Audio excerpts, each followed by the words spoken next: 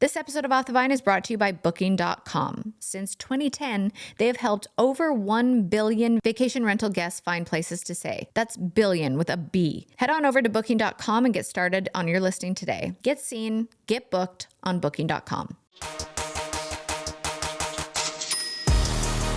You're listening to Off the Vine with Kaitlyn Bristowe.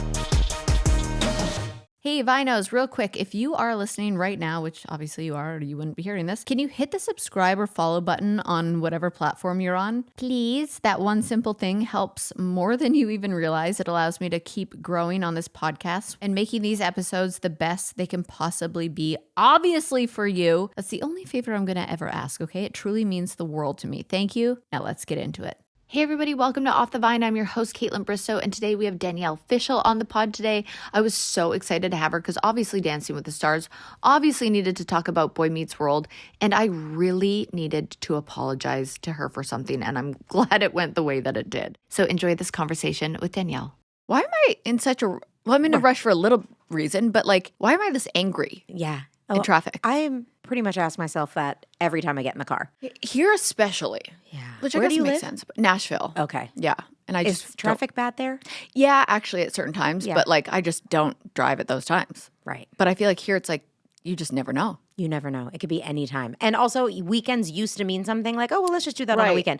Now, honestly, the worst day of the week to be in the car at any time of day is a Saturday. Really? The worst. It doesn't matter. Yeah, because everyone's doing something, going somewhere. Everyone wants to go somewhere. Yay. I know. I mean, like, on the one hand, I'm happy for us. But sure. That people have lives. Sure. And there are places to go and things to do. Sure. On the other hand, I wish everyone would just stay home and let me go places. I know. I'm like, I always act like I'm the only person in the world. I'm like, why are you in my way? Yeah. I'm I trying also to get feel somewhere. that way, like I'm the only person who has an abnormal job schedule. Yeah. Like if I'm at the mall on a Tuesday at noon, I'm like, what? Does anyone work? Yeah. What does everybody do What in does this everyone city? do? I think the same thing. Why are we like this? What is your sign? I'm a Taurus. Okay. What are you? I'm Gemini. Oh, okay.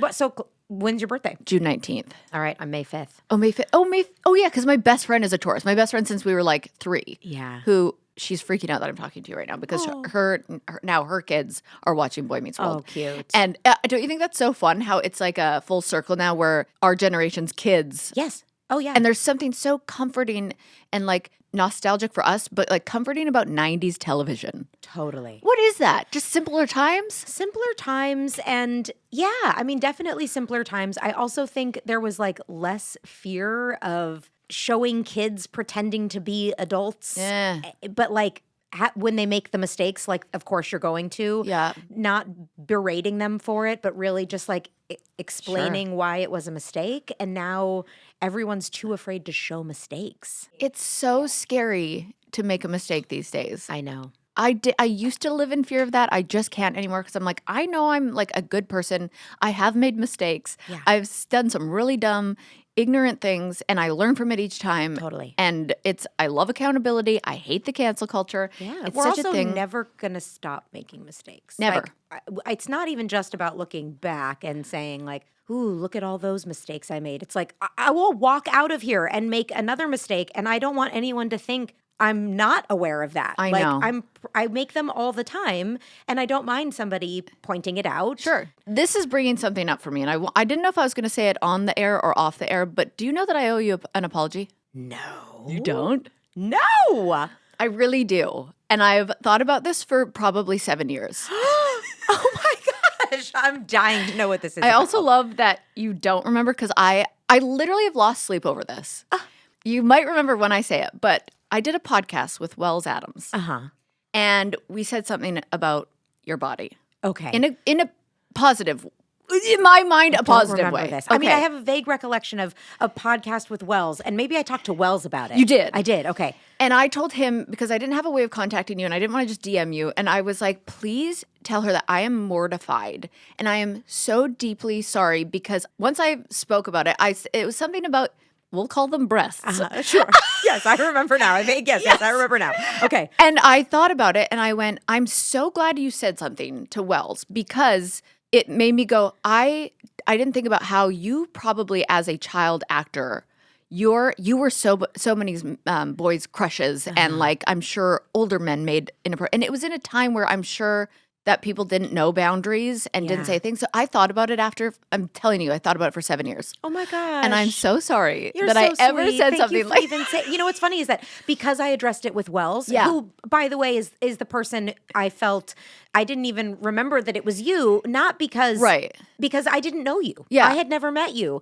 And Wells I had met and I had spent time with, even if it was Yes. just that one evening. Right. And so I did feel I do remember like what he said now, yeah. Yeah, I do. I just felt like, that just made me feel a certain way that I was then a little not sad about, but just maybe disappointed. Yeah. Absolutely. And so, but the funny thing is that for you to have been worried about it for 7 years, the minute I addressed it with him, it was done. Squashed. gone. And it literally out of my brain. I would never have even remembered it. Even for Wells, I would never have remembered it. I said to my sister and my best friend, I was like, even if she doesn't remember, I still I need to apologize because it was wrong and I was part of that conversation. And when Wells called me, he was so upset at himself too. And then I was like, please, I'm like, this is all happening for a reason. I'm here to, on this podcast, apologize for having anything to do with that conversation. Well, you know what's funny too is that there's a history. There's always something. When something like that brings something up or you feel a certain way about it, usually it's because, like you mentioned, like I was a child actor. People talked about my body all the time. I didn't have any control over it. Right. But also like that very specific conversation, I know people hate this word and I feel like I've used it more lately than ever, but it's very triggering for me. Yeah. Because there was one time I went into a meeting with a showrunner that I greatly respected. And I knew of his work. I thought he was extremely talented. He had done a bunch of stuff. And I had a show idea I wanted to pitch for him. And I went in and he was like, yes, let's come in. I'm so excited to talk to you about this idea. And I pitched it to him. And he immediately disregarded it and stopped. And then proceeded to tell me what show he did think I should do that was starring me, even though the project I was there to pitch was it was a kid show, but it should be starring me. And he brought up my Maxim cover and talked about certain parts of my body. Wow. And then I was like, okay. And I said, I don't want to talk about that. I would feel more comfortable talking about the thing that I'm here to talk about. And he did not. He went right back to parts of my body and in his mind in a very positive way. He was effusive in a positive way about certain parts of my body. And I just felt very shut down. Like no matter what I say, I've already said I don't want to talk about this. It's still going to happen. Doesn't matter, yeah. And then I left that meeting and I had to send him an email about it. And I said, thank you so much for taking the time to meet with me. I know how busy you are. I really respect you. I do, though, have to tell you that made me very uncomfortable. Good for you. And he wrote me back and told me that he had no idea how I'd made it this far in the industry if I had such thin skin and that I was entirely wrong for feeling any way about it. I thought there was going to be a comeback story. No, there was way. no comeback story. And I remember thinking at the time, this is going to do one of two things for me. It's either going to make me never speak up for myself again because it will just get me shut down, or it's going to show me that even if you don't get the response you want, being happy and proud of yourself for being able to express yourself in those situations is going to be worthwhile. And that was the choice I ended up making. And so I remember when it happened with Wells being like, all these feelings and like last time when I brought it up, it didn't go well. And I feel bad because he doesn't owe me anything. We just met. And like, I don't think they meant anything by it, but I did. And he was the polar opposite. He was like, oh, shit. I feel bad. And now here you are. So thank you. Apology accepted. Never think about it again. Oh my God. Okay, you were literally my team that I root for. I'm Canadian and I cheer for the Edmonton Oilers. And you were in my suite at the LA game against the Oilers and I was like, now's not the time, Kaitlyn. Now's not the time. And then I was like, she probably doesn't even want me to talk to her. And this whole time I'm creating a story in my head. No. But I was like, she's with her family. I'm not going to bring it up now. But I wanted to apologize. And so I was like, this whole day, I'm like, I'm finally getting the opportunity to just clear the air. And I'm So glad I did. Me too, but thank you. Thank you so much. Well, Never and think about it again. And it just felt like it was the right time because we were talking about, but I was thinking about that for you, just how hard that would be to be in that world of criticism at such a young age, even though you probably had the time of your life doing it. But it comes with so much. It's like, do you feel ever that you missed out on certain childhood things, or were you able to like mix in both and like do school and have friends and also act? I was able to do all of it. That's awesome. I mean, sure. Was there a part of me that was like, I want to be a cheerleader, and I couldn't do that. Yeah. You know, you couldn't commit to team sports or because your schedule belongs to the show. But I did go to my regular school. Every hiatus week, I was back on campus at my regular high school.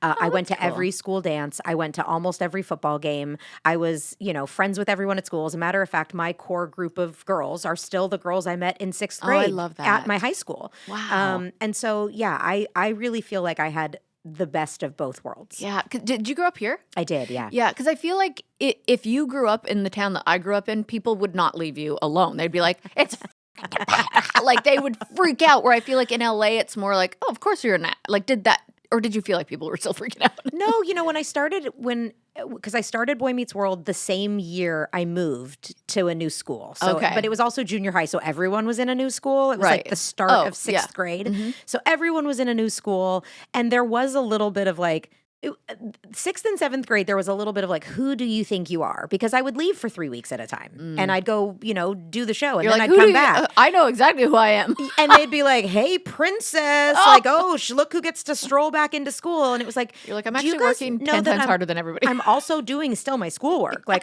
it's not just that I don't have to do it, and then I get to show up. I have to do it, just not here in the same classroom with you. But I don't know that they knew that, like 12-year-olds. They don't know. They don't know. Well, to have that kind of work ethic at 12 too, like, were you always kind of just a go-getter? Yeah. I mean, I think I have always been the type of person that sees something, pretty much sees everything as a challenge. Yeah. And am competitive enough that I'm gonna give it my all. You're going to do the thing. Yeah, I'm going to do the damn thing. Yeah, and so, I'm the same way. yeah, I feel very competitive, which probably helped you on Dancing with the Stars, which we will obviously get to. But I do want to know how you got the role of Topanga. And I'm sure you've talked about this a million billion times, but we have to get it out of the way because I wouldn't be doing my job if I didn't talk about Boy Meets World. Yes, because there is probably somebody who does not know the story. So exactly. Boy Meets World came about, I was 12 years old, and I got the audition for Topanga. And I remember getting what we call sides, the pages that you're gonna read for the audition.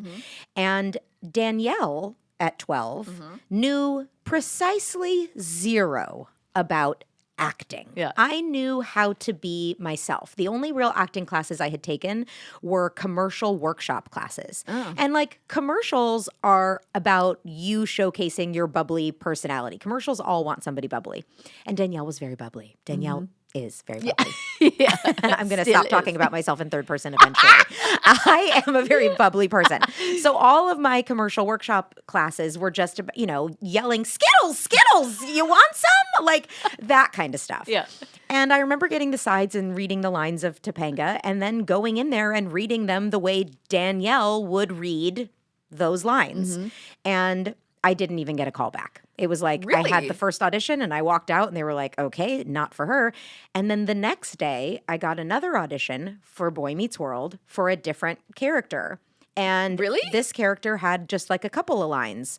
And I went in for that audition and I got that part. This is not Topanga. Not Topanga. We See, now, I didn't know this story, so I'm like, wow. Yeah, we now lovingly refer to her on our podcast as Fish Girl. Fish Girl. So I get the role of Fish Girl, and I show up at the first rehearsal day. I'm at the table read, and the girl they cast as Topanga is there, and I hear her, and I watch her, and she is doing work on a totally different level than I ever could have. She had a deeper voice. She was much slower in her delivery. She was more thoughtful. And I remember thinking, oh, I see why I didn't get it. If that's what they wanted, that's not what I gave them. And then we leave the rehearsal, the table read day, and we go into our first day of rehearsal. And now I get to watch the director work with her and hear him say, like, let's try the line this way. This character's supposed to be more like this. Let's try it and work with her. And the whole time, I'm like, this is my first ever acting class. I am just Were you like locked in? locked Yeah. in. Yeah. I was like, you can change the way you say something? I mean, truly, like Yeah. just. And so I remember thinking, I had that feeling you get when you're a little kid and you're like, ooh, ooh, ooh, I want to try it again. I feel like the world has just opened up to me. And, you know, I don't know the real story about what all went on behind the scenes, but what I do know is that by the time that day was over, they had let her go. She was no longer going to be Wow. playing the part.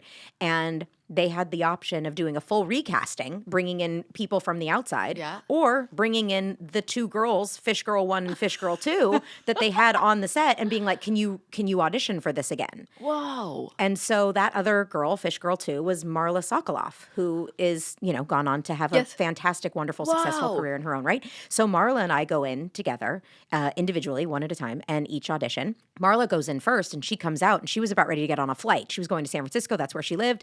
And the casting director needed every single phone number for every person in her life of a way to get a hold of her, because if she gets it on Monday, she's coming back as a different character. Right. They need to get a hold of her over the weekend. And I'm thinking like, well, that audition must have gone well, because they're like, let me get your manager's Right. number, your fax number, your pager number. Do you have a car phone? Like, you know, it's 93. Yeah, so yeah, we're yeah. like, they're That's a asking car for phone. every landline they can get a Yeah. hold of. Then I go in there and I audition. And I leave and they're like, bye, Danielle. Stop. And I walk out to the car with my mom and I burst into tears. Aw. I'm like, I didn't get it. There's no way. I'm so sad. They needed every number for Marla. And meanwhile, my dad is like expecting us home an hour ago. You know, this is at the end of a work day. And so my mom's like, pick up the Zach Morris car phone and Yeah. call your dad and tell The him big that we're on green our way. buttons. Yeah. Yes, it's like $3.50 a second to talk on those phones. And so I do. I call my dad and I'm like, hi. He's like, where are you guys? What's taking so long? I start to tell him the story. And he goes, hold on. I'm getting a call waiting. And then he comes back from the call waiting and he goes, that was someone named Sally Steiner telling you to show up on Monday as Oh, Topanga? my And my mom and I go, What a roller coaster. Exactly. What a roller coaster. Oh my gosh. So then you probably loved her as a character so much more because you were so invested in Yes. that. Yes. I had Wow. I had auditioned and didn't care at all about the character. Yeah. And then I fell in love with the character. Then Yeah. I got the role. It was like, yeah. Well, going from Fish Girl to Topanga should be on your tombstone. I mean, right? Honestly, Fish Girl to Topanga. By the way, Topanga was only supposed to do one episode. Maybe, like that was going to be her one episode. Maybe. Yeah, a Topanga is Boy Meets World. maybe a 3-episode arc. And Whoa. then obviously the chemistry was great and it went well and it all worked out and I ended up doing 7 seasons. Damn, that is so cool. Yeah. It's really such an iconic role. It really is. But thank it's you. you said like you really could play yourself, but you didn't know how to act. Is the Topanga that you played is like the quirky, fun, cute? Is that you? The original Topanga is nothing like me. The adorable it. Topanga everyone fell in love with is not me. The Topanga that you see in the later seasons where she's very type A and she's very, caring Yeah. and maternal and like that was Danielle. You grew into her. I mean that is what Wow. happened. We grew into I now describe Topanga as being, so close to me that she just lives on the other side of my heart. I'm not really sure where she starts and I begin. Yeah. Or where she ends and I begin. I'm not really sure where that ends. Yeah. Okay, I don't know about you guys, but this time of year, my body really starts waving the white flag. Between travel, family plans, trying to do all the things, I just feel so run down. And honestly, I wanted to know what was really going on underneath it all. And that is why I chose Function Health. It's the only health platform that gives you access to data that most people actually never get. Over 100 biomarkers that track everything from hormones and toxins to heart health, inflammation, and stress. And you even have the option to add MRI or chest CT scans all in one secure place so you can actually see how your health evolves over time. This part is wild to me. Function showed me how stress was showing up in my body. So my cortisol, thyroid, glucose, all those levels explain why you might be wired at night or exhausted during the day. And it's like having a roadmap to what your body's been trying to tell you. It's only $499 a year, which breaks down to just like $1.37 a day. And it would cost over 10 grand to get this kind of testing on your own. Plus, they are not trying to sell you supplements or anything like that. It's literally just unbiased data to help you take control of your health. So if you want to get ahead of the holiday stress and actually feel good this season, learn more and join using my link. Function is a near 360 view to see what's happening in your body, and my first 1,000 listeners get $100 credit towards their membership. Visit www.functionhealth.com/Vine or use gift code VINE100 at sign up to own your health. Okay, you guys know when you find something that just works? I don't know why that's so hard these days, but then you immediately want to text your best friend and be like, hello, have you tried this? That's me with Knix, spelled Knix, and they're leak-proof undies. Okay, so I've tried a lot of things that claim to make life a little easier, you know, but Knix actually delivers. I swear to you guys, once you try them, you'll never go back. So they look, feel, and wash just like your normal underwear, but they've got this amazing leak-proof technology that seriously covers you through everything. I didn't believe it till I tried it. They have different absorbencies depending on your day, so from light up to 6 super tampons worth, you guys, which means you're totally covered whether it's a chill day or a heavy one. Plus, the patented bonded edges help prevent side leaks, which is genius. And then let's just talk about how comfy they are, because the fabric is just buttery soft. It's super stretchy. And then it comes in all the styles, you know, thong, bikini, boy short, high rise. So you can mix it up, whatever you want. And I love the thong for daytime and the boy shorts for overnight. And they actually have cute colors, so you still feel confident and kind of, dare I say, hot? Truly. And right now, Knix is having their Black Friday sale through December 2nd. So hurry to Knix.com, that's KNIX.com, and grab your favorites before they sell out. Miss the sale? No worries. You can always use code VINE for 20% off leak-proof undies, amazing bras, and more. That's Knix.com. Was it hard? Like, you know how the method acting comes into play.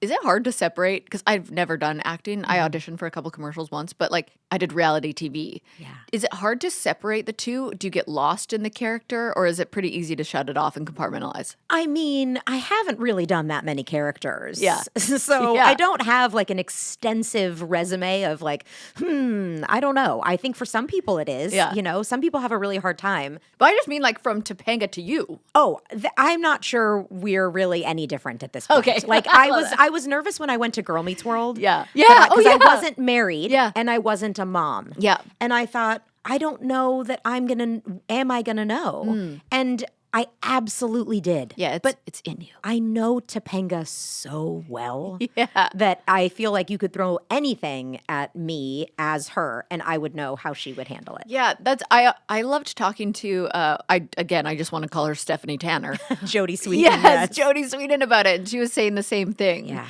And I just find that so cool. It's like you did that for 7 years and then Girl Meets World. I totally forgot Girl Meets World. Yeah. And then so how was the transition after all these seasons, and was it liberating to be done, or were you like, what now? Oh, no. It was very liberating to be done. As much as I loved Boy Meets World, those last several seasons of the show are difficult. Anybody who's ever been committed to a show, whether it's reality or scripted, for 7 years will probably have felt some sort of burnout at some time. I know Will Friedle, my amazing co-host on Pod Meets World and from Boy Meets World, he played Eric Matthews. Yeah. He's the only person I have spoken to. Well, that's not true.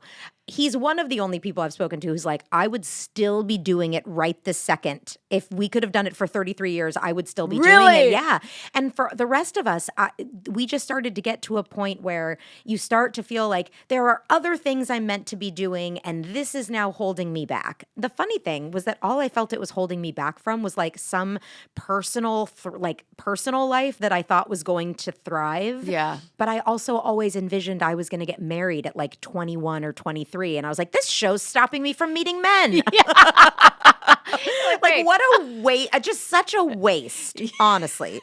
Such a waste to have been worried about that. That is so fun. No, I mean, I'm 40 now, and I'm like, oh, okay, now I think I'm ready to be in a relationship. I thought I was at 21, but now I'm like, oh. Yeah, I mean, so much time wasted thinking about relationships in that way. Well, I thought this last night. I was trying to fall asleep, and I was like, are relationships a scam? Is it like some sort of pyramid scheme that we're all told, like, this is what you do? Yeah. And because I saw there's a Vogue article or something about how it's lame to have a boyfriend now.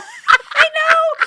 gosh, I wish that energy had been around when I was a kid. It's like so powerful to just be a single female now. And I'm like, what? What? I know. All I literally wanted was just to be someone's partner. Like I just yeah. Because that's what we're taught to think we need to be too. Yes. Yeah. Well, my parents also met at 15, got married at 21. And we're still together? Still together, well, for 30 years. Wow. They then got divorced in their early 50s, Okay, which I kinda love that. honestly, kind of amazing. Yeah, that's 30 years, no one can call you not having a successful that is marriage. Like, Yes. And then you get divorced at 51 and you get have a new life. whole new life. Yeah, my parents actually did that too. They were together, I think, 27 years, and then got divorced, It's and then so had a whole. badass. Yeah, I really admire it. I do as well now. Yeah, because exactly. at the time I was like, what? Same. But now I'm like, yeah, and they both. It's like they refound themselves and found a partner that was right for them. Yeah.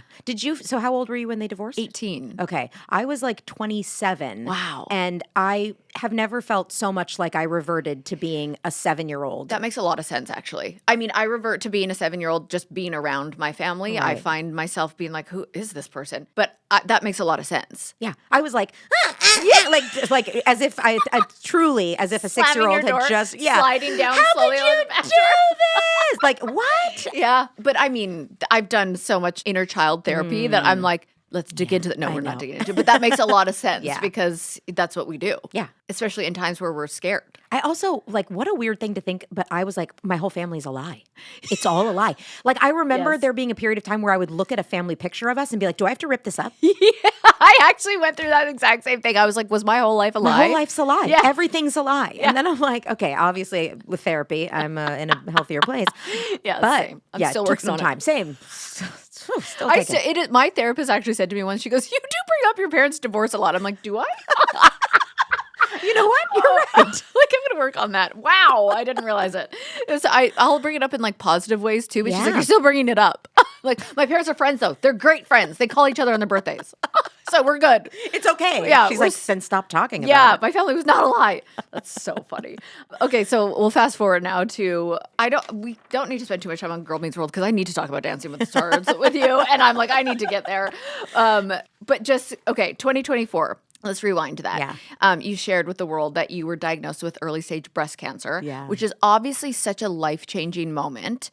Like, how did finishing radiation treatment shift your priorities in that time? Because your whole world goes, stop. Yeah. And you have to, I can't even imagine. It's crazy because it's not even like I went in to have a test because I had a lump. Right. And so I went in because it was just time for my yearly checkup. And Yeah. I had only had one other mammogram in my life. They recommend How you old were you at this time? I was 42 at the time of my first mammogram. Okay. And you're supposed to start at 40. Right. But I was pregnant at 40 and breastfeeding at 41. Got it. And you don't go in for mammograms when, you're Right. breastfeeding or you're pregnant. Yeah. So my first mammogram was when I was done breastfeeding. I was 42 Yeah. and it was Normal. clear. There were, calcifications that they decided were benign and it was totally fine. And then exactly a year later, I get the notification that's like, it's time for your yearly mammogram. And I just go, okay, let's book that. And I book it. And I go in expecting for it to be exactly the same, that a couple of days are going to course. pass and I'm going to get an all clear. And then the message I got was, we need you to come back in. Oh, God. That like makes your heart drop in Yeah. your stomach. But you also think, okay, there were calcifications last time. They Oh, see, I go decided they doomsday. were I go, oh, God, I'm done. That's what I would have done. immediately Googles. Yeah. What? Yeah, exactly. Yeah. I thought this is probably going to be fine. Yeah. I'm just going to go back in. They want to do closer up imaging of my right breast, more 3D images. Sure. Let's go get that taken care of. And then what I wasn't expecting is they tell you when you do that day whether it's normal or not. Okay. So the second one, they're like, go sit in the waiting room. And I'm like, I didn't have to do this before. Oh, no. And How long? 5 minutes, 5 to 10 minutes. And did breast cancer run in your family, by the way? So interesting, my aunt, my paternal aunt, had also been diagnosed with stage 0 DCIS in her, I think, early 50s. Okay. So maybe late 40s, early 50s. And I was aware of that. Okay. But Yeah, you don't think your aunt is going to pass something down. you also think it was I didn't really even know stage 0 cancer was too much of a thing. I didn't remember or even know that what she had was stage 0. I do remember them saying it is cancer, but it's very early. And I remember that her treatment was going to be kind of quick, you know, just a lumpectomy. And so I just thought, okay, this is all going to be fine. And then that day they're like, your results are abnormal. We need you to have a biopsy. So I went out into the lobby to book the biopsy. And at this point now, you're internally shaking. Yeah. Because you've just found something out. I want to text my husband. Yeah. I want to text my mom. And you can't because you have to do this now very boring, perfunctory thing of scheduling an appointment and looking into your calendar to see when we can do this. Yeah. And the date that they offered me was like more than a month away. You're like, And I was like, oh, are we sure this is the very earliest appointment? Because I now am not going to be able to think about this for a full month, wondering if it's like cancer.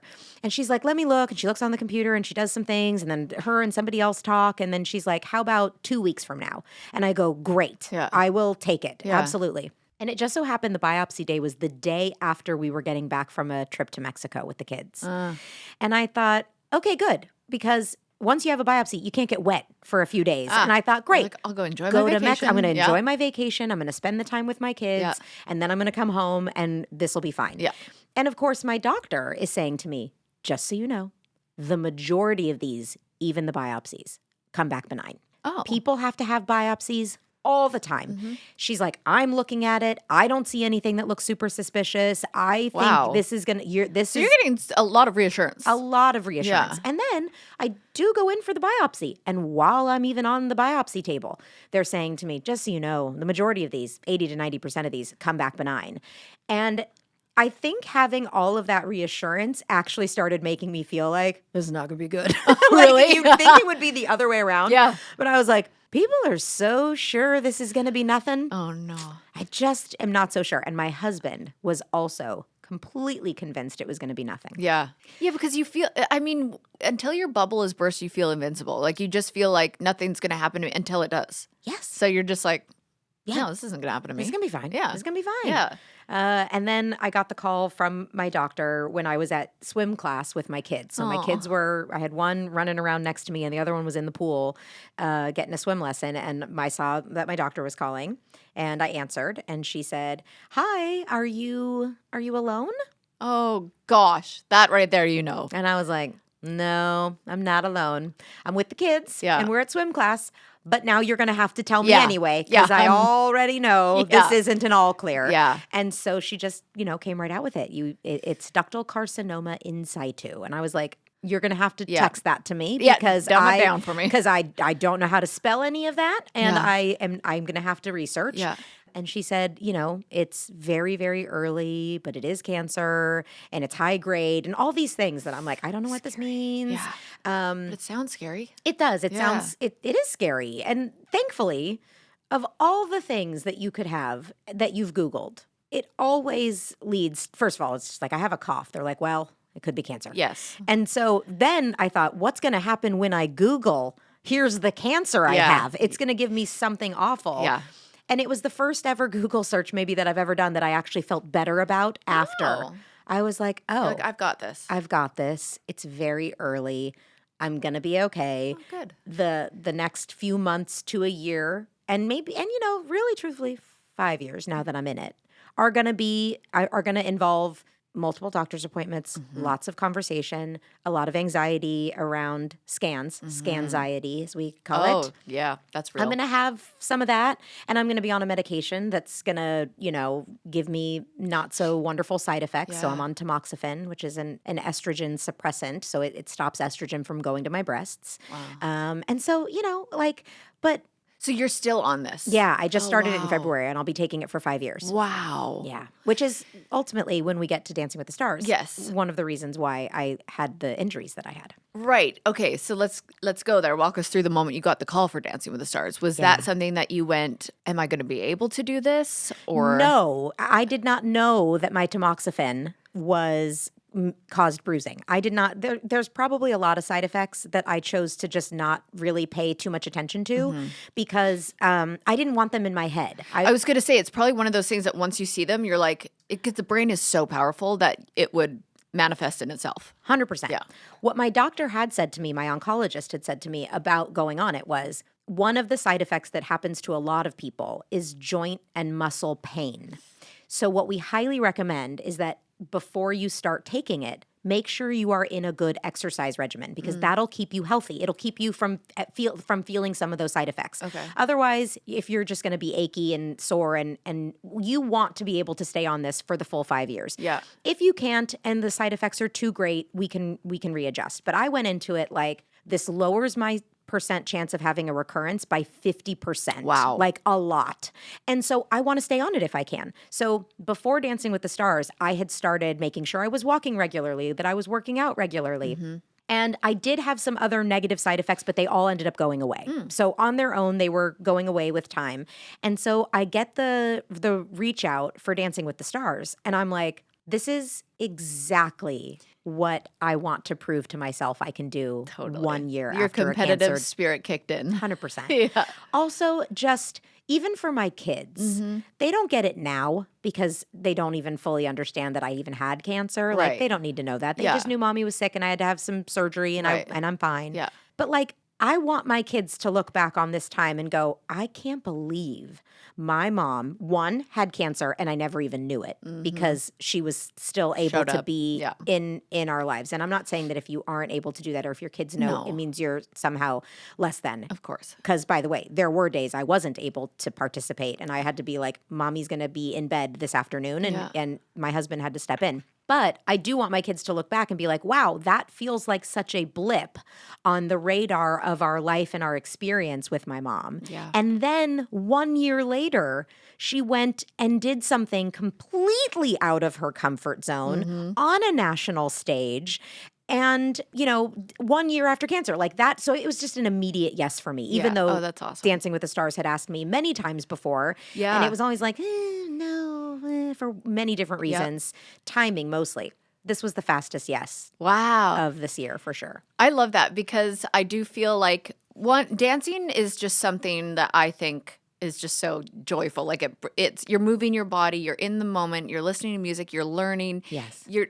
I love dance so much. I grew up dancing and I just love it. And I just think like I don't think people know how challenging Dancing with the Stars is until they do it. You can't possibly. No one cannot. It's very similar to having children in the sense that, like, people can tell you what it feels like to love a child or what it feels like to be a parent, and then you have one, and you're like, nothing could have prepared me. Dancing with the Yes. Stars, very similar. Nothing can prepare you. It really is, but it must be so that must have been challenging as well with side effects and all of those things because my body hurt and I was perfectly healthy and my body was falling apart doing that. And you made it far. Yeah, thank you. Thank you. I mean, I'm the type of person who, when Pasha and I were talking like that first week when we were doing our tango and it was like doing that high kick and all these lunges. And then in the second week when he was like, can you do the splits and can you do a cartwheel? And I was like, yes, I can. And he was like, great. When was the last time you did them? And I was like, I was 10. But in my mind, I did it. Yeah. I can't do a cartwheel now without getting so dizzy and I'm like, where am I? So I was like, yeah, I can. And he's like, okay, well, 10 may not be the same. And I'm like, it is. Yeah. If I have ever done it, I will do it again. Yeah. I will. And I obviously kind of overdid it. I snapped a tendon in my hamstring. And I have a very high pain tolerance. So I didn't know I snapped a tendon. Oh my gosh. I know. It seems pretty insane because everyone said to me that when they had snapped their tendon. Now, I did not rip my hamstring off the bone. It is grade 3, so it's like it's hanging by a thread, basically. Oh my one gosh. of my main tendons in my hamstring. And you were like, do. Yeah, I was like, do. I'm a little sore. I called my husband on the way home and I said, my leg is a little sore. I'm gonna go get a deep tissue massage. Yeah. Oh no. Did that aggravate it? So I had somebody then for 80 minutes dig their elbow into my hamstrings. Oh my gosh. That obviously had a tear. Yeah. And so there was a lot of blood. Oh gosh. So then with their elbow, they dug into my leg, and I saw a lot of discourse online about how it was like attacking this massage therapist. I would never have done that. And I was like, whoa, whoa, whoa. I didn't know. Right. Therefore, they could not have known. Yeah. I did not go in there and say, I snapped my tendon. Could you dig your elbow into Yeah, it? Nobody you said, would do I that. want a deep tissue massage. I said, I am here for a deep tissue massage. And they did what I asked. But it broke every capillary. Oh my Every gosh. capillary in my leg. And my whole thigh turned purple. And then because of the bruising, it got very swollen. My leg was twice its normal size. I was wearing a compression sleeve and continuing to dance on it every day. And then with gravity, it just pulled all the blood down. So then it looked like I had a flesh-eating disease. I'll never forget Val.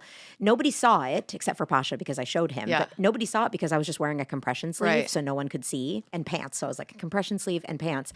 And then after I started to feel a little better, I was wearing shorts, and I think I had taken my compression sleeve off. And as I was walking into the wardrobe area, Val saw me, and I like passed by Val. He's like, "Hi, Danielle." I was like, "Hi, Val." And I turned the corner, and then I just hear, "What in the flesh-eating disease is going on with your leg?" And I was like, "Oh." You're right. Oh, subtle. Sorry. He was like, "No, really, what the is that?" And I was like, "Okay, I've snapped my tendon." And he was like, "Danielle, That's bad. This what? is bad. This is very, very bad." And I was like, "Listen, you're with my doctors. I get it." Oh my gosh, that's crazy. Yeah. And you just that is like, were you like that before giving birth? Yes. I feel like women are just like, I of course you did that and kept dancing on it. Yeah, no, I did. I was smart. I went to, so the person who did my MRI, because I had an MRI, and the person who did my MRI said that I had an 11 centimeter tear and that anything over a 5 centimeter tear required surgery. Oh shit. And so that's what the radiologist said. And so I said, okay, that sounds like I'm not going to be able to dance. Right. And so I made an appointment with an orthopedic surgeon. And he is wonderful, and he got me in immediately, and he works with a lot of great athletes, especially like, Lakers, Dodgers, like soccer players. Yeah. He works with a lot of people. And he brought me in, and he was like, "Yeah, this is a pretty gnarly tear. Yeah. But there is a 0% chance I would recommend surgery. Okay. Athletes God, I have love a this second happen opinion. all the time." And he said, and we never recommend surgery for Yeah. it. He said, in a perfect world, you would rest for 2 months. Right. He said, but if you, the athlete in question, are saying to me that's not going to happen, I'm here to tell you, then we will work with you, and I'm going to treat you like you're in the playoffs. And love whatever that. we have to do to get Yeah. you through it, we have to get you through it. And I said, great, I don't have to have surgery. Yeah. Thumbs up. Yeah. How do I get this inflammation down? How Did you? elevating, icing, compression boots. My house right now, now that I'm off the show, I look around, I'm like, what was I thinking? I acted as though I was going to be doing this for the rest of my life. I have Because a full you PT eat, office. sleep, and breathe that show. Yes. You are doing like sometimes 6 to 8 hour rehearsals Correct. every day. You don't get one day off. Sundays, nuh-uh. There you Mondays, are. camera blocking. Like it's a whole thing. There's no days off. And if you're not dancing, you got to go do Press. fittings and press and Your the makeup interviews tests, and the OTFs and Oh your my master gosh. interviews. Yes. Yeah. Yeah, it is nonstop. When Yeah. I can't believe everyone is still going, but my last day, I kept telling everybody, my last day was my last day off was September 13th. It's November, whatever it is. Like I have not had a single day that did not involve somewhere between 5 and 14 hours Oh my of gosh. Dancing with the Stars business. But now you're in the family. Isn't it just the best? It's literally the most incredible, life-changing. Nothing else will compare to the core wonderful memories I made doing this show. Yeah, and I feel like everything happens for a reason. I heard that Pasha was not your first choice. Yeah. But how incredible is he? I could not have been more lucky. Yeah, he's literally the nicest of all of them. The nicest, Yeah. most And I can say that. patient, Yeah. consistent. Yeah. You're never dealing with someone showing up and being like, "Oh, I'm going to have to manage his emotions today Yeah. or his mood today or, ooh, something must be going on in his life." He just shows up as the same person day after day after day. I know we all feel this way, that finding the perfect gift is so hard, but if you want something that's thoughtful and fun, but also something people actually love, Baked by Melissa has become my go-to for these moments. These little bite-sized cupcakes are seriously so adorable, so delicious, never miss. I actually sent a box to my girlfriend recently for her birthday, and she texted me, and I, quote, OMG, what the heck are these? She was obsessed and said her family ate the entire box that night, and that doesn't surprise me at all one bit, because each cupcake is the perfect little bite. You get the ideal combo of cake, stuffing, icing, and topping. Now, my personal favorite is the cookie dough flavor. Why is that so me? I like cookie dough anything. But there's truly something for everyone, and they even have gluten-free, vegan, and no nut options so that everyone can join the fun. And the packaging, so cute. They have these beautiful gift boxes for any occasion, birthdays, thank yous, hostess gifts, or those moments when you just want to say thinking of you. Everything is made by hand, and it ships nationwide in just 1 or 2 days, so it always arrives fresh and ready to impress. And right now, Baked by Melissa is offering our listeners 20% off your order at bakedbymelissa.com/vine. That's bakedbymelissa.com/vine for 20% off your order. bakedbymelissa.com/vine.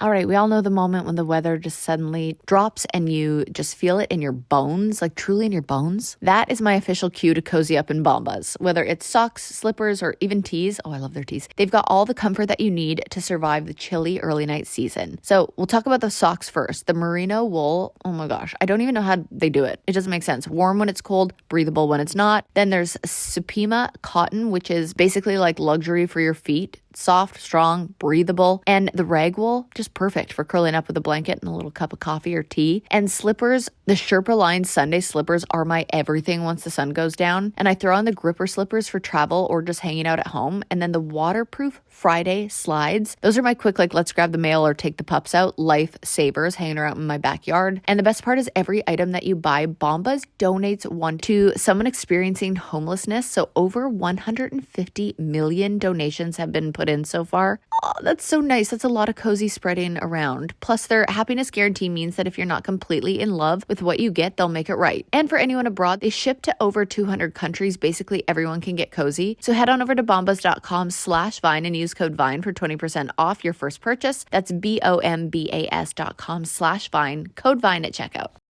And don't you feel like everybody kind of roots for each other because you know how hard each other's working? Absolutely. I did not expect that either because I am a competitive person.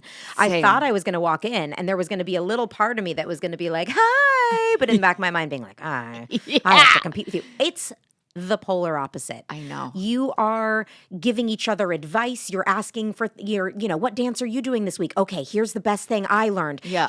And whether or not they choose to take it, but and then standing up in the skybox on show night. It's so fun, and you get nervous for other people. You feel their pain. You feel their wins, their highs, their lows. I felt like a mother to every single one of those people, even people who were older than me. Yeah. I had that feeling of like, oh, I know you can do it.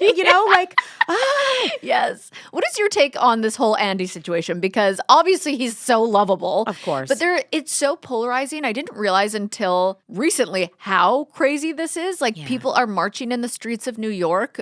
Are saying, they really? Yes. It was like a whole thing during the marathon. I was at the New York City Marathon, and there's people with signs like for Andy. Right. And I was just like, and some people are like, who is voting for him? He's got to go. This is not a popularity contest. This is for dance. And then other people are like, ride or die Andy. Like, what is your take on that now that you have left the competition? My take on it is every person who has signed up for this show is aware that they are signing up for a competition show where ultimately they have zero control. Yes. I knew I had no control over this other than, so what can I control? Text this number. Making sure I tell people to vote, explaining why I want to be there, pouring my time and energy into every dance, and being as strategic as you can be under the circumstances of the show, which is like there's a theme every week. So now I have to pick a song that fits the theme, and then there's only certain dances you can do to each song, and you can't repeat dances. Yeah. So you can be as strategic as you want. But ultimately, the voting is in the hands of the American people. Yeah. And the judging helps only so much. Yeah.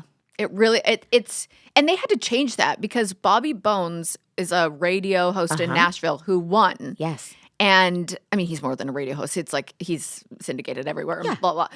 And I love him. He's a media personality. He's a media, and people were voting so hard for him that he won the whole thing. Yeah. And he'll even say it himself. He's like, I was a terrible dancer. And it's so funny. But I'm like, I see that happening this season too. But I'm like, I wonder how much the judges scores, because he's also not getting high scores. Well, that's the thing is that, that just goes to tell you how much people are voting for him, because if they are bridging the gap between him being that low on the leaderboard and the amount of votes, that's really saying something.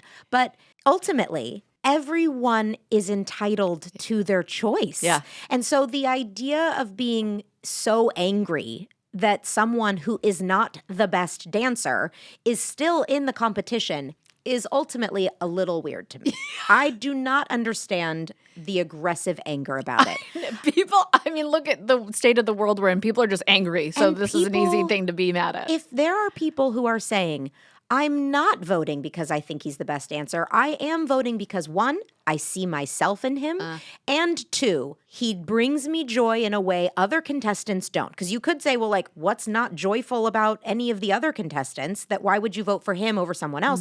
But let's say for whatever reason, I find more joy in him. I think he's the funniest, whatever. And I do see growth. Yep. And I just want a show that brings me more joy. Yes. And that Who is what doesn't Dancing feel with the that Stars is. Exactly. It's a show that brings people a lot of joy, and he really is the heart of the show. Yeah. I also think there are this new fandom. That's not crazy to say there's a new fandom to the show. The show's been doing better than ever before. And the fact that they did a TikTok night just shows that the Gen Zs are paying attention. Exactly. Yeah. And they come into things also strategically. Yeah. And so there's even people who are voting not because Andy brings them joy, or just because they figured out, if I vote for this person Then this and person my might- faves, then I'm giving votes to these two directions, and the people in the middle will all go away. None of it's in our control. I hate it. It's so crazy, because I feel like social media has taken over with this show. Like I've never, and I don't know if I wish it was like that when I was doing it. It was a thing, and our season did well, but it's not like it is today. Yeah. And social media, and I just the nastiness, but also the joy. I'm like, it's overwhelming on social media. It's all I see. I know. I thought it was just my feed because I'm in it, but no, it's everywhere. Yeah. It's literally, my niece she never watched when I was, maybe she did, but she's like, oh my gosh, you get to go and you get to do this, you get to meet these people. And I'm like, I didn't even know you were watching. She goes, everybody's watching. Wow. And wow. And how old is she? 17. Wow. I can't even believe I have a 17-year-old niece. But anyways, what was the most meaningful moment for you in the ballroom? Absolutely. Hands down, our Team Chicago dance. So fun. That whole week was incredible because, Dylan and I, in a fun, jokey, lighthearted way, totally strategized what was going to happen if I ended up being a team captain. So very early on, when we were in New York for Good Morning America, I did a TikTok with Dylan using an office quote, like, do you want to form an alliance? Oh, I saw that, yeah. Okay. So we just decided to run with it. We're in an alliance. We love each other. Our partners are married. We're going to be friends till the end. You and me, buddy. Let's get to the finale together. Yeah. So, of course, that meant that we would, text throughout the season. What are you doing next week? How's it going? Whatever. We saw each other regularly. And then when it was like, oh, next week is team dance. And who becomes the captains? Oh, the two lowest people on the board. Yeah. Well, Andy, even if he got 4 10s and won the Monster-thon, was still going to be the lowest person on the board. Yeah. So I knew one of the captains was Andy. Yeah. The second person on the lowest on this leaderboard was Jen Affleck. Yes. And then I was only 2 points above her. And I thought, well, what if Jen beats me in a score this week? Right. Only 2 points. What if she wins the Monster-thon? What if she gets 4 9s? What if she gets 4 10s? Yeah. Or what if she goes home? There Right. are 2 ways I could end up being the one on the bottom of the leaderboard, and I don't want to be thrown into this without a plan. Oh, yeah. So Dylan and I start texting. Who's the perfect team? And I'm like, I think the perfect team would be Whitney, you, me, and Jordan. And he's like, okay, I love that. Or whatever. He makes a spreadsheet, an Excel spreadsheet, and we're like, okay, if this person's gone, what do we do here? And then the next morning, he texts me and goes, I've been thinking about it all night. I think you take Whitney first. If Whitney's still available, you take Whitney first. And then I think you need to take Jordan second, because there's no way Jordan is one of the last people picked. Yeah. And you have to gamble with me as your third pick. I love the strategy here. Oh my gosh. But okay, all right, we do it. So sure enough, it all worked out that way. And when Andy said, Dylan, I love you, but I have to go with my boy Alan and Andy Lane, Dylan looked at me and I was like, my mouth dropped and Dylan looked at me and went, oh my God, it worked. And I was like, we have our team. So then all week working with them and like seeing those pros, Mark, Danny, Pasha, Ezra collaborate, all week it was smooth sailing, best idea wins, everybody working hard. And then, you know, there were moments that didn't go right all week and moments that were even not going right before we went out there. And then we just went out there and we nailed it. And we jumped up like we had just won the Super Bowl and they didn't even show it on TV. But if you were in that ballroom, you saw us jumping and grabbing it was like literally like we had just won the Super Bowl. Yeah. And I will never forget that feeling or that moment. That feeling is probably the same as winning the mirror ball. You got to experience that feeling of winning. You're exactly right. Yes. I feel like I did. This episode of Off the Vine is brought to you by Booking.com. Now, I've got to say, if you are looking to grow your vacation rental business, this is the place to be. Booking.com is one of the most downloaded travel apps in the world, and for good reason. Since 2010, they have helped over 1.8 billion vacation rental guests find places to stay. That's billion with a B. But here's the thing. Most vacation rental hosts don't even realize that they can list their properties on Booking.com. And if you're not on the platform, your rental is basically invisible to millions of Booking.com travelers worldwide. After all, they can't book what they can't see, right? But once you start listing on Booking.com, your property gets seen by a massive global audience of unique travelers. That means more visibility, more bookings, and more opportunities to accelerate the growth of your rental business. And it couldn't be any easier. You can register your property in as little as 15 minutes, and nearly half of hosts get their first booking within a week. So if your vacation rental isn't listed on Booking.com, it could be invisible to millions of travelers searching the platform. Don't miss out on consistent bookings and global reach. Head over to Booking.com and start your listing today. Get seen, get booked on Booking.com. So if your partner was Pasha and Daniela is with Dylan and you and Dylan are tight, is that the couple you're rooting for? I mean, I'm sure you're rooting for everybody. I pretty much am rooting for everybody. Yeah. Yes, I love Dylan. Robert and I also became I think he's going to win. incredibly close. Yeah. I love him Yeah. so much. Yeah. He seems like a little sweetie bop. He really is. Yeah. And, you know, God, I can't say enough wonderful things about almost every single person that's still left. It is such a good group of people. I don't know all of them personally, but like just watching and seeing, I'm like, this is such a good cast. The whole cast this year was so iconic. I thought it was incredible. Okay, so I have a heart out. I know, gotta go. But we have to talk about this because I'm going right now to the dance so studio. excited for you. I have like body chills because I'm like, just even walking back in that dance studio, like I could cry because you know that feeling now. And like it was 4 seasons ago and I just cannot wait to go back in there. And it's so funny. So I got the call. It's the 20th anniversary and I start getting texts from other people who've been on the show and they go, are you going to the 20th anniversary? Did you see this invite? And I was like, no. And I was like, I didn't get invited. And I'm freaking out. And I was like, okay, I'm just going to like give it a little bit. And then somebody else texts me. They're like, do you want to go to the 20th anniversary? Like, are you going? And I was like, what the hell? I did not get an invite. So I was this close to texting Dina, but I was like, no, Kaitlyn, you know what? Why wouldn't you get invited? It's on the way. They're having to go through everybody who's ever gone on the show is going to be there. You're on the list. Yeah. And then I get a text from Dina and she goes, as you know, it's the 20th anniversary. And I'm like, oh, there's my invite. And I was like, weird. It's not like she's texting me. And I'm reading down the text and then she goes, and we're picking 6 mirror balls to come back, mirror ball winners to come back and dance, and we would love you to perform. And I just sent her a picture of my face. I gotta show you. Yes, I want to see. You're probably bawling. I'm like maybe even to a point of hyperventilation. Right. I was like, I can't breathe, Dina. And she was like, I'm going to take this as a yes. And I was like, yes. I said a full body yes. Oh my gosh, look at you. Look at you. I was like, ah! And so I was so excited. And then I didn't know what that meant. I just thought, okay. And she was like, the 6 mirror ball winners. I was like, oh, that'd be fun. Like maybe we're going to perform with like a group of us. The 6 of us will do a little opening number or something. And then more and more time goes on. I just found out like 2 days ago what I'm doing. And she was like, you're dancing with Andy. This is the best case scenario. So great. I get to dance with the heart of the show. Yeah. I don't feel as much pressure Yeah. because our scores, like our points count for them. I know. And I'm like, I feel so much pressure, but I'm also just so excited. And I went, I'm just honored to even be asked to go back and dance. And I don't put me with somebody's big toe. I don't care. I am happy to be there. And I'm just like, now I'm so excited. So I get to go and I have to do the whole full cover of the face. Exactly. Because they aren't. And I'm like, this is so fun. I'm so excited for you. I am so excited for you. Everyone is going to be thrilled. Are they introducing you? So you guys are going to do like as if like a first meet even? Yes. Oh. Yes. So I go meet Emma and him today. And then we're going to learn this dance and we're doing the waltz. So it's going to be really fun. I hope you're there. I think I will probably be there. Okay.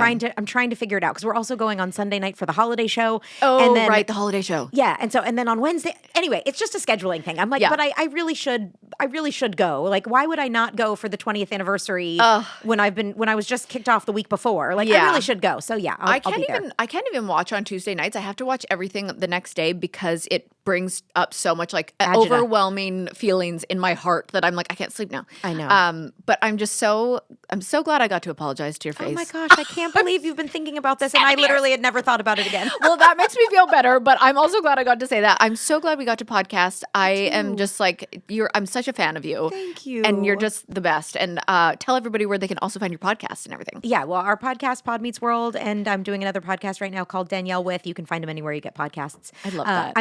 Thank you so much for having me Oh my gosh, anytime. on your show. I just absolutely adore you. And I will see you on Tuesday. Yeah, oh my gosh.